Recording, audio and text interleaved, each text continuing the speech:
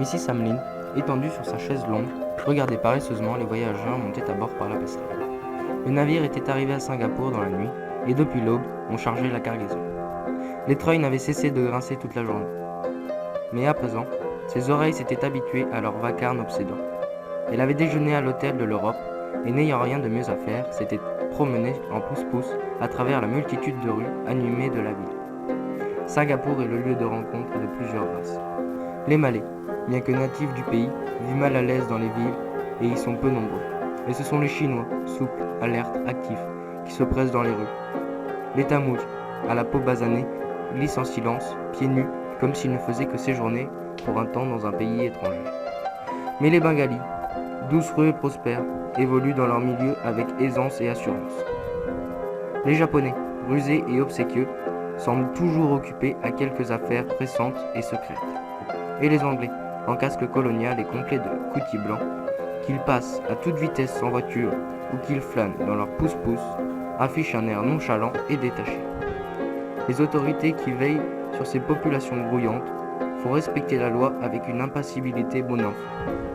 À présent, accablée par la chaleur, Mrs. Hamlin attendait que le navire reprît son long périple à travers l'océan Indien.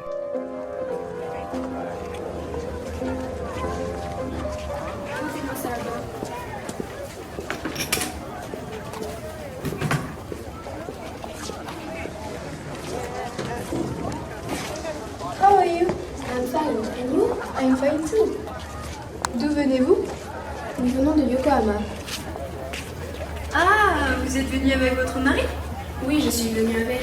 Ah, regardez ces deux jeunes gens. On croit qu'ils sont mariés ou célibataires?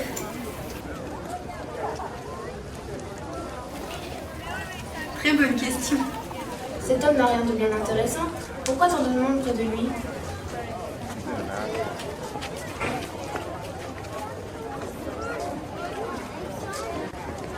Quel grand gaillard.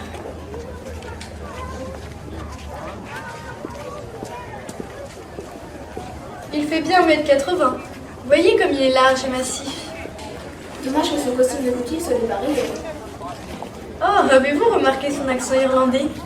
Oh oui, quelle belle voix. Si forte et si cordiale. Est-ce une de vos connaissances? Ah oui, il m'a été présenté au cercle avant le déjeuner. Il s'appelle Gallagher, c'est un menteur.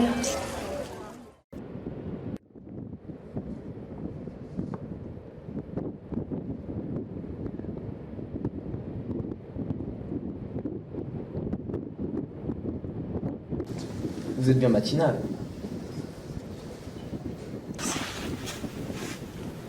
Vous êtes matinal, vous aussi?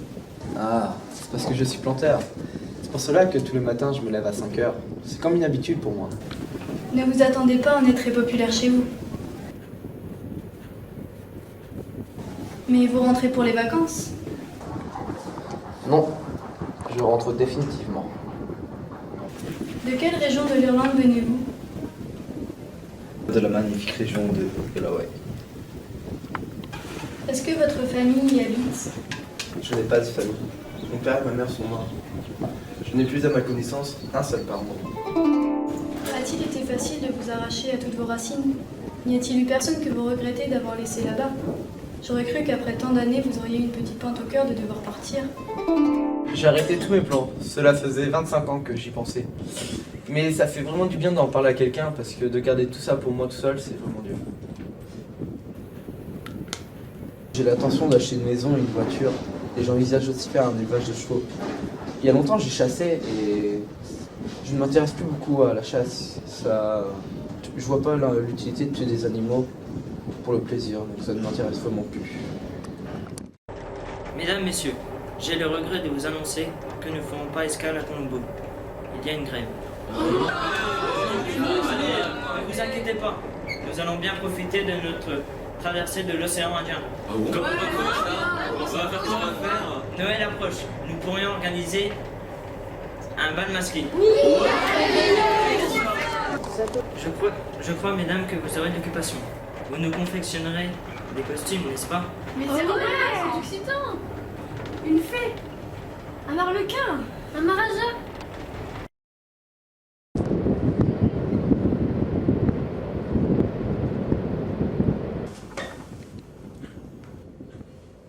Hello. Où est Mrs. Insel? Oh, je ne sais pas, elle est quelque part par là. Je suppose que vous allez habiter à Londres quand vous rentrerez. Oui, je pense. Mais où est Monsieur Gallagher? Cela fait bien un jour ou deux que je ne l'ai pas vu. Vous ne saviez pas? Il est malade. Le pauvre! Qu'a-t-il donc? Il a le hoquet. Enfin, le hoquet n'est pas une maladie. Le médecin du bord est bien ennuyé. Il a essayé toutes sortes de remèdes, mais il n'arrive pas à l'enrayer. Comme c'est bizarre. Oh bonjour ma chère, comment allez-vous? Bien, mais comment va ce cher Gallagher? Je ne crains qu'il n'aille bien mal, le pauvre gars. À cause d'un simple hoquet? Voyez-vous, il ne peut garder aucune nourriture. Il est terriblement épuisé.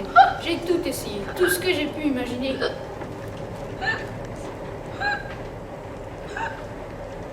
Si je n'arrive pas à l'enrayer dans les plus brefs délais, je ne sais vraiment pas ce qu'il a. Mais il est fort, il semble tellement plein de vitalité. Si vous le voyez, maintenant, Mais est-ce que cela lui ferait plaisir que j'aille le voir? venez donc.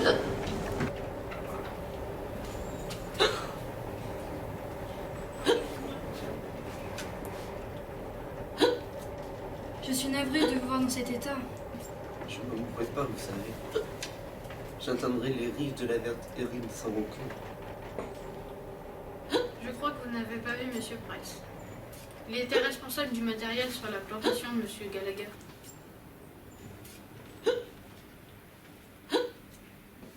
Êtes-vous content de retourner chez vous?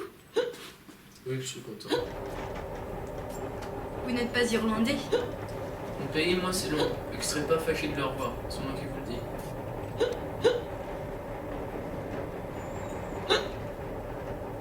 Eh bien, monsieur, moi, je vais filer. Est-ce que je peux faire quelque chose pour vous?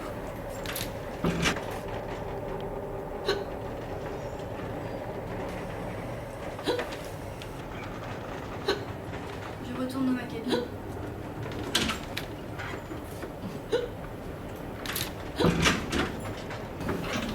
Vous attendez. Ah bon? Je suis convaincu qu'on lui a jeté un mauvais sort. Si vous voyez ce que je veux dire. La médecine ne peut plus rien pour lui. Vous connaissez pas les malaises comme je les connais. Allons, monsieur Price, c'est de la bêtise. C'est ce qu'a dit le docteur quand je lui en ai parlé. Mais notez bien ce que je vous dis. Il mourra avant de revoir la Terre. Pourquoi voudriez-vous qu'on ait jeté un sort à monsieur Gallagher? Faites excuse, madame, mais la vérité c'est qu'il était à l'école avec une malaise. Je sais pas depuis combien de temps. 10 ou 15 jours, je crois. Et alors, quand il a décidé de rentrer chez lui pour de bon, elle a pas bronché. Elle est restée assise, là, simplement. Je croyais qu'elle allait lui faire un front de tous les diables. Mais non. Naturellement, il pourvoyait à tous ses besoins. Il lui avait donné une maison pour elle toute seule. Et il avait tout réglé pour qu'on lui reverse par mois. Faut dire qu'il était pas très regardant. Et tous ces temps-là, elle savait bien qu'un jour ou l'autre il foutrait le camp. Pas une larme, rien. Quand il a fait ses bagages et qu'il les a expédiés, elle s'est contentée de rester assise là, et elle les a regardés partir comme ça. Et quand il a vendu ses meubles au Shintok, elle a pas desserré les dents. Mais même si elle était montée contre lui, même si elle le détestait au point de vouloir le tuer, que pourrait-elle faire? Et vous avez vécu en Orient? Non, pas constamment, mais pendant 20 ans. Eh bien, si vous pouvez me dire ce qu'ils sont capables de faire ou pas capables de faire, vous en savez plus que moi. Mais c'est tout à fait absurde, monsieur Price. Une femme ne peut jeter un sort à 1500 km de distance. La vie est déjà bien assez pénible comme ça pour elle. Vous pouvez rire, mademoiselle, mais notez bien ce que je vous dis. Si on n'essaie rien, mon patron est fichu. Et c'est pas la médecine qui va le sauver, surtout pas celle des Blancs. Non mais calmez-vous, monsieur Price. Cette femme n'avait aucune raison particulière d'en vouloir à Gallagher. Selon les pratiques orientales, il semblerait l'avoir très bien traitée. Personne ne sait comment elle voit les choses. Un homme peut vivre 20 ans avec une de ces indigènes sans même savoir ce qui se passe dans son sale cœur noir.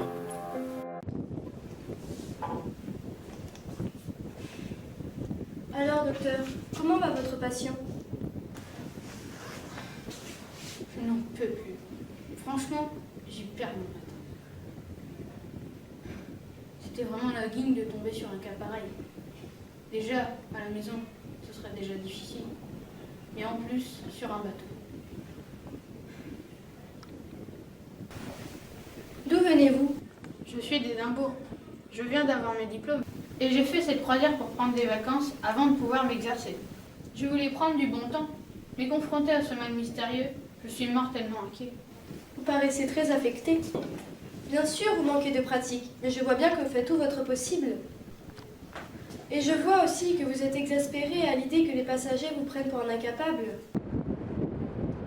Êtes-vous au courant de ce que pense Monsieur Price? Je n'ai jamais entendu de telles choses. Et j'en cours parler au capitaine. Cela l'a fait bouillir. Il ne veut pas qu'on ébruite l'affaire. Il craint que cela impressionne les passagers. Mais j'ai perdu mon aiguille. Mais comment allez-vous faire? Ça me pique. Je la vois, elle est ici. Pourriez-vous me passer le tissu rouge?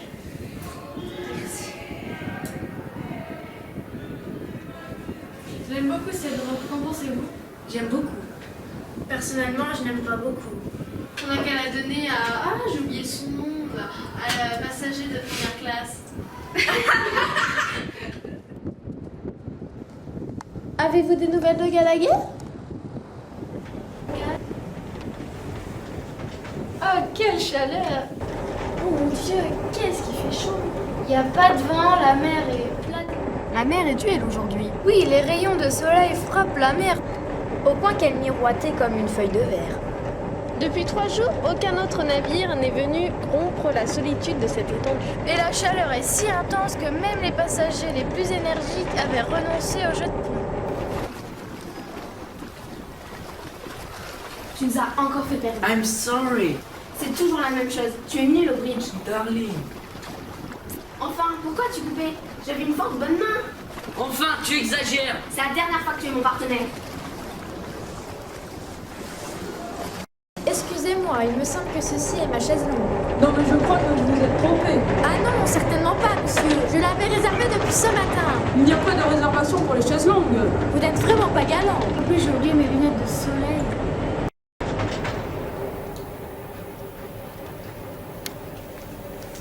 Le capitaine m'a fait appeler hier. Qu'est-ce qu'il m'a passé? À propos de quoi? Il a dit qu'il ne voulait plus entendre parler de toute cette sorcellerie et que ça faisait peur aux passagers. Je ferais mieux de tenir ma langue. Tout le bateau ne parle que de ça. Je sais. Croyez-vous qu'il n'y ait que moi qui parle de ça? Et tous ces Chinois, ils savent bien que c'est pas une maladie naturelle. Le docteur a épuisé toutes ses connaissances pour le sauver. Et pourquoi? Il ne voit pas que cet homme est en train de mourir? Il n'y a plus qu'un seul moyen pour le sauver maintenant. Que voulez-vous dire? Un des Chinois qui est à bord est sorcier guérisseur. Il a dit qu'il le ferait, mais pour cela il lui faut un animal vivant. Un coq ferait l'affaire. Mais pourquoi voulez-vous un animal vivant? Si vous voulez un conseil, cherchez pas à savoir. Je ferai tout ce qui est possible pour sauver mon patron. Madagascar, orange, fruity, your bagger. Madagascar, orange, fruity, your bagger. Madagascar, orange, fruity, your bagger. Madagascar, orange, fruity, your bagger. Madagascar, orange, fruity, your bagger. Madagascar, orange, fruity, your bagger.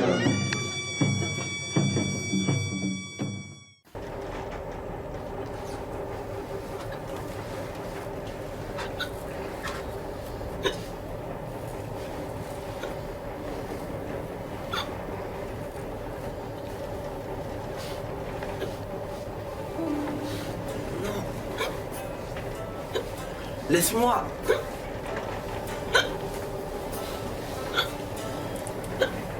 Non.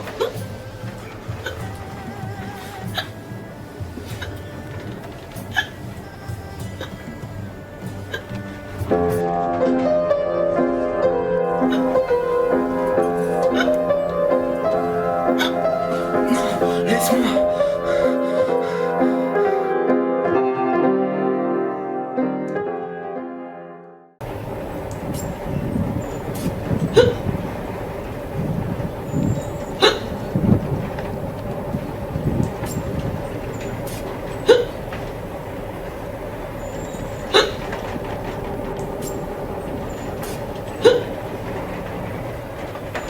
Nous arrivons à Aden.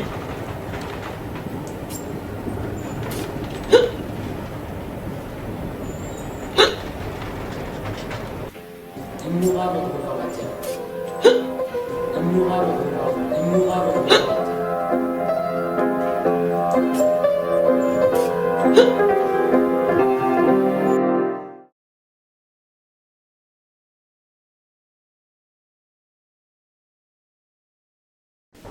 plus qu'il a plu à Dieu Tout-Puissant, dans son infinie miséricorde, de rappeler à lui l'âme de notre cher frère défunt.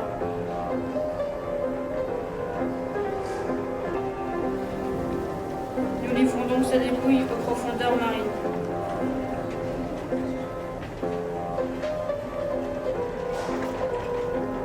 Où elle deviendra corruption, dans l'attente et la résurrection des morts.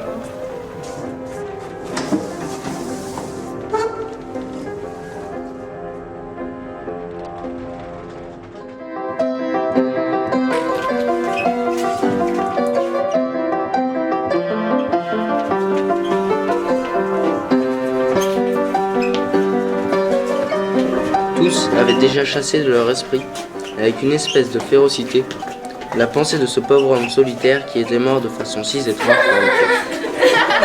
Ils n'éprouvaient aucune compassion pour lui, plutôt du ressentiment, parce qu'il les avait mis mal à l'aise. Il mordait de nouveau dans la vie à belles dents.